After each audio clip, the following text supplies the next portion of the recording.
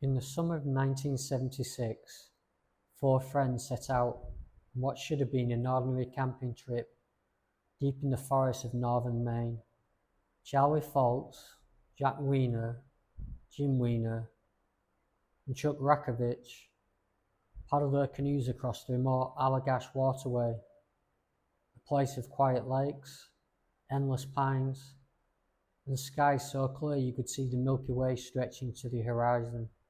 But what happened on the second night would make the Allagash one of the most famous abduction cases in UFO history. On the evening of August 20th, the men built a large bonfire along the lake's edge to help them find their way back to camp after night fishing. They paddled out, rods, flashlights, and one powerful torch between them. Around 9 p.m, they noticed something strange in the sky. A bright, glowing object hovered above the tree line, perfectly still, silently watching. At first, they thought it was a helicopter or searchlight, but the object made no sound. When they shone their flashlight toward it, the craft responded, suddenly moving toward them with incredible speed. A beam of light shot down from beneath it, flooding the canoe and the water around them. The men began paddling frantically toward shore, and then everything went black. The next thing they remembered, they were back on shore.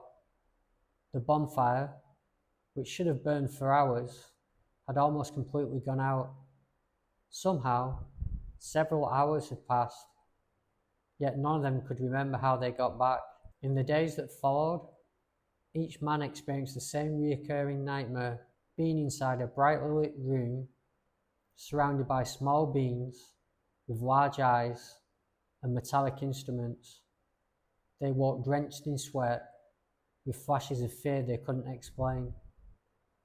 Years later, under hypnosis, their individual accounts matched almost perfectly, each described being examined by humanoid figures aboard a craft, unable to move or speak.